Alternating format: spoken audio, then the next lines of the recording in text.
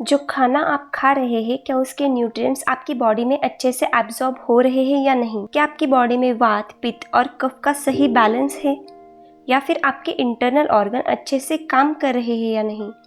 इन सभी सवालों के जवाब आज आपको मिल जाएंगे। आयुर्वेदा में इन सब के डायग्नोसिस का बड़ा आसान तरीका दिया है, जिह्वा परीक्षण, जिसे मॉडर्न एरा में हम टंग एग्जामिनेशन भी कहते हैं। आयुर्वेद हमेशा कहता है कि आपके शरीर को क्या चाहिए ये किसी डॉक्टर के बजाय आपका शरीर खुद बताता है, हमें बस उसे पहचानना आना चाहिए। हमारी जीभ पे कुछ टेस्ट बर्ड्स होते हैं जो खाने की टेस्ट को, जैसे कि नमकीन, खट्टा, मीठा, तीखा, इन सबको आइडेंटिफाई करते हैं। वैसे ही कुछ रिसेप्टर हमारी पूरी डाइजेस्टिव सिस्टम में और बॉडी में मौजूद होते हैं। इसीलिए किसी भी बॉडी पार्ट में कोई भी प्रॉब्लम आ जाए तो हम टंग एग्जामिनेशन से इसे आइडेंटिफाई कर सकते हैं। तो जानते हैं आपकी सेहत का हाल।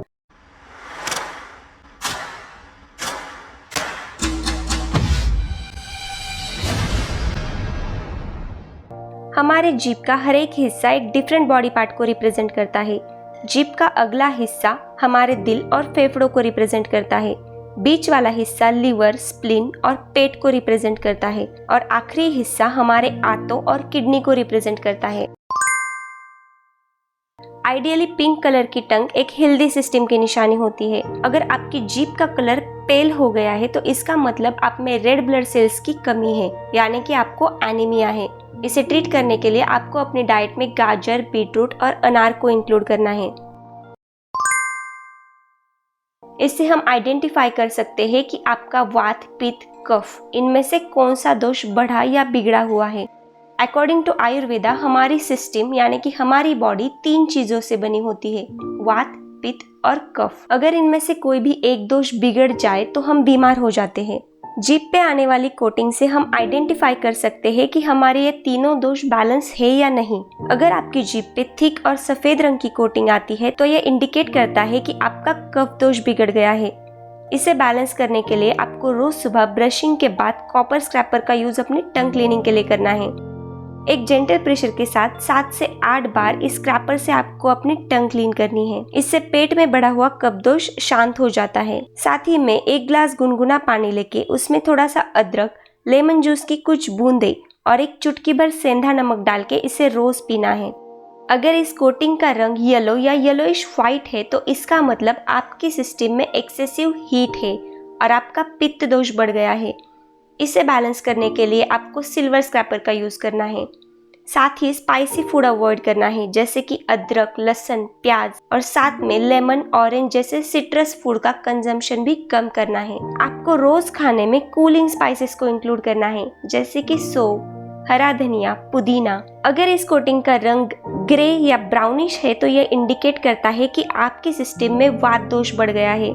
इसे बैलेंस करने के लिए रोजाना 1 चम्मच देसी घी खाएं या देसी घी में पका हुआ खाना खाएं। सलाद, स्मूथीज और कच्चे फूड को आपको अवॉइड करना है और साथ ही में कूलिंग स्पाइसेस को भी अपनी डाइट में कम करना है। ये तो हुई कलर की बात। अब बात करते हैं आपके टंग की अपीयरेंस की। अगर आपके जीभ के अराउंड दांतों के निशान हैं, बिल्कुल इसके जैसे, तो इसका मतलब आप जो खाना खा रहे हैं उसके न्यूट्रिएंट्स बॉडी में अच्छे से एब्जॉर्ब नहीं हो रहे। इसके लिए सबसे पहले आपको ओवर ईटिंग बंद करनी है। खाना हमेशा टाइम टू टाइम खाना है। जब भी भूख लगे तभी खाना खाएं और खाने के तुरंत बाद ज्यादा पानी बिल्कुल नहीं पीना। आप चाहे तो खाने से आधे से 1 घंटे बाद पानी पी सकते हैं।